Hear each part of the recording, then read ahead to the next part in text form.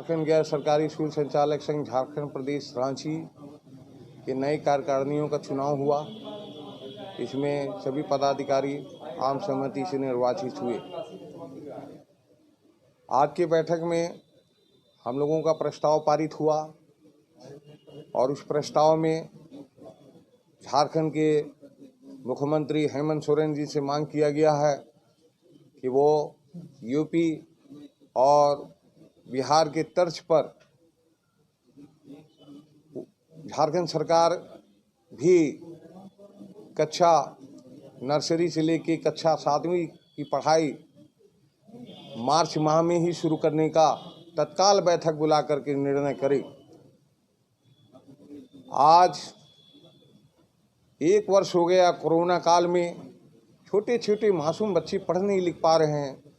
Online class के लिए 65% गरीब, दलित, आदिवासी, पिछड़े अगड़े, अल्पसंख्यक बच्चों के पास मोबाइल नहीं है और गांव में बिजली की व्यवस्था नहीं है, नेट की व्यवस्था नहीं है, खाने का ठिकाना नहीं है, तो वो नेट कैसे चलाएंगी और कैसे स्मार्ट मोबाइल 10,000 15,000 का खरीदेंगी, ये सरकार को सोचना होगा।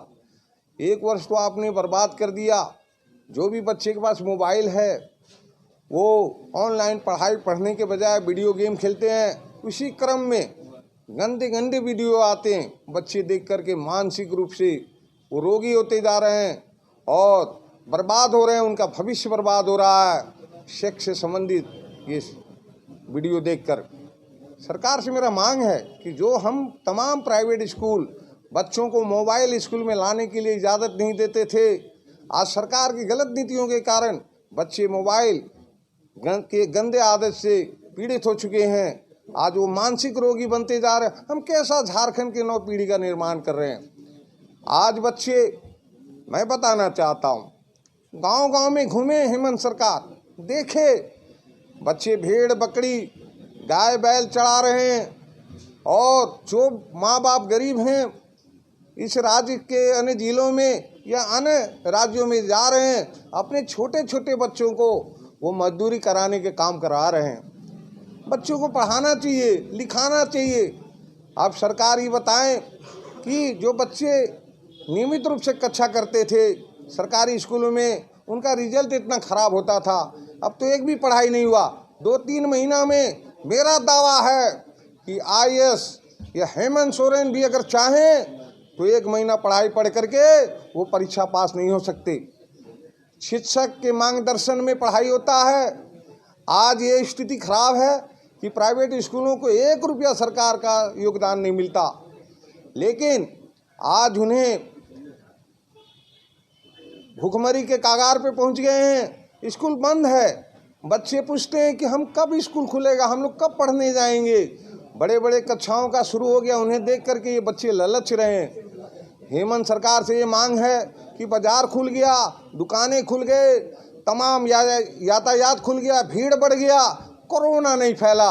ये बच्चे स्कूल आएंगे जहाँ साफ सुथरा पढ़ाई होता है, सफाई पे ध्यान, गाइडलाइन जारी करे, हम लोग अनुपालन करेंगे।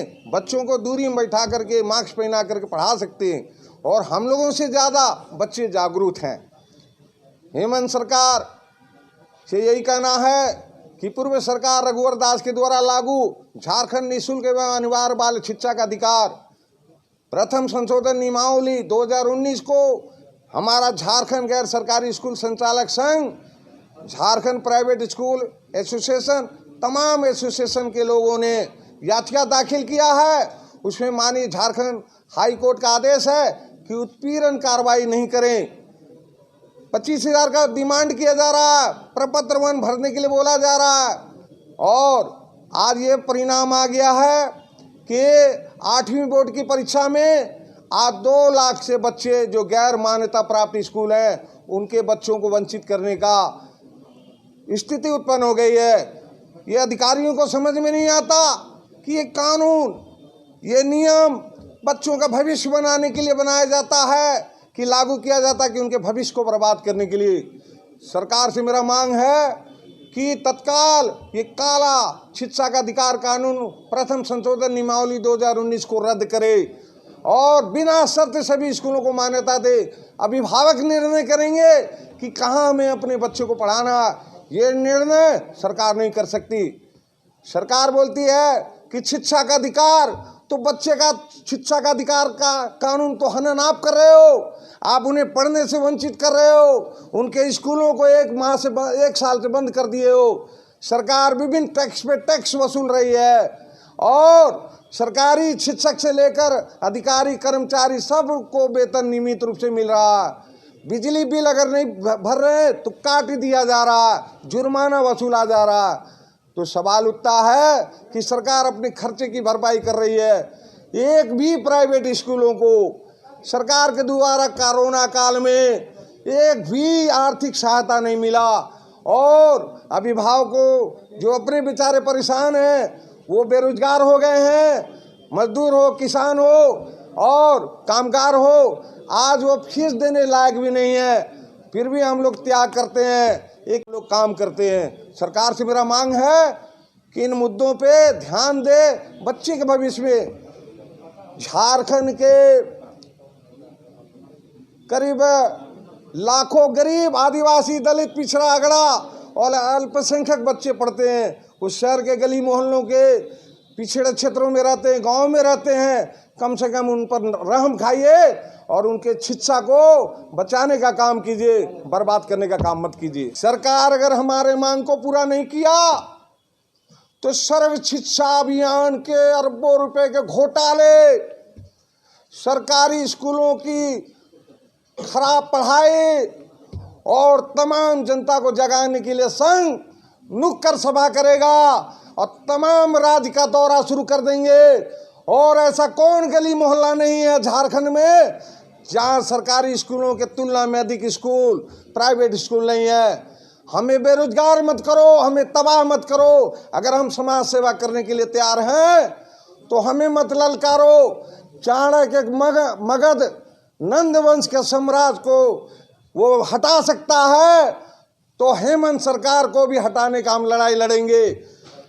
31 अक्टूबर 2017 में राजभवन में मैंने कहा था, महारैली में, जिसमें हजारों संख्या में छात्र छात्राएं, अभिभावक, शिक्षक शिक्षिका आए थे, वहीं मैंने रघुवर दास से कहा था कि प्राइवेट शिक्षकों को बेरोजगार मत करो, अन्यथा तुम्हें हम सत्ता से बेरोजगार कर देंगे।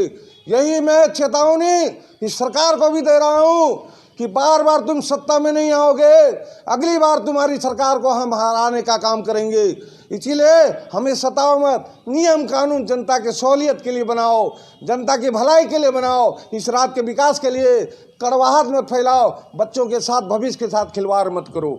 मैं राम प्रकाश तिवारी, केंद्रीय जज, झारखंड गैर सरकारी स्कूल संचालक संघ, झारखंड प्रदेश, रांची, आप सबों का अभिनंदन करता हूँ। धन्यवाद।